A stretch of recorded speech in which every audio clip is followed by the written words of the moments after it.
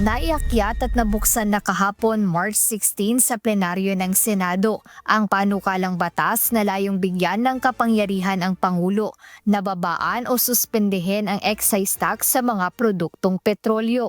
Ayon kay Senate Committee on Ways and Means at Committee on Energy Chairperson Senator Pia Cayetano, layon ng Senate Bill No. 1982 na makontrol ang pagtaas ng presyo ng langis, lalo na kapag may ganitong krisis dahil sa iba't ibang kadahilanan. Salient points. The proposed amendment therefore establishes a mechanism allowing the President, upon the recommendation of the DBCC, in coordination with the Secretary of Energy, to temporarily suspend or reduce the imposition of excise taxes on petroleum products. When the average Dubai crude oil price based on means of Platts Singapore MOPS has reached or exceeded US $80 per barrel for 1 month preceding the issuance of the suspension or reduction. Paliwanag ni Senator Cayetano, maaari nang ibalik ang kinaltas na buwis 1 linggo matapos bumaba ang presyo ng langis sa $80 per barrel o pagkalipas ng 3 buwan, alinman ang mauna rito. Bukod dito ay may limitasyon o magagamit lamang hanggang December 31, 2028 ang kapangyarihang ibinibigay ng nasabing batas sa Pangulo.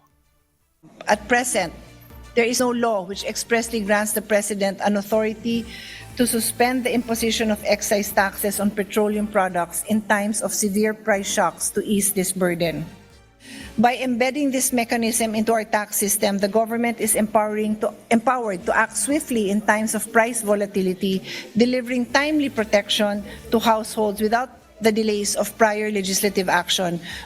Matapos ang sponsorship speech ng chairman ng komite, ay agad nagpahayag ng suporta ang ilang senador, gaya nila Senator Joel Villanueva, Senator Bam Aquino, Senator Erwin Tulfo, Senator Kiko Pangilinan, Senator Joseph Victor J.V. Ejercito, Senator Loren Legarda at Senator Robin Padilla. Binigyang diin ng mga mambabatas na ang hakbang na ito ay mahalaga upang maibsan ang bigat na pasan ng publiko dulot ng serye ng pagtaas sa presyo ng mga produktong petrolyo. Samantala, naiakyat na rin kahapon ang Senate Bill No. 1965 o ang panukalang abyenda sa Biofuels Act of 2006. Kasunod ito ng pagsertipika ni Pangulong Ferdinand Marcos Jr. bilang urgent bill. This proposed measure has been certified as urgent by the Executive Department, placing additional pressure on Filipino consumers. The proposed amendment therefore introduces a practical safeguards. It allows the President, under the recommendation of the National Biofuel Board and the Department of Energy, to temporarily suspend the mandatory use of locally sourced biofuels when the implementation of the requirement results in a significant increase in fuel prices. So what is the effect of suspending this mandate? The desired result is to temper the oil price increase.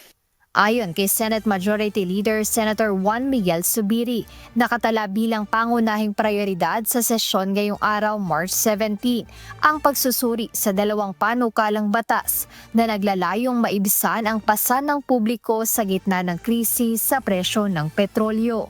Jed Neresina, humahataw sa balita ngayon.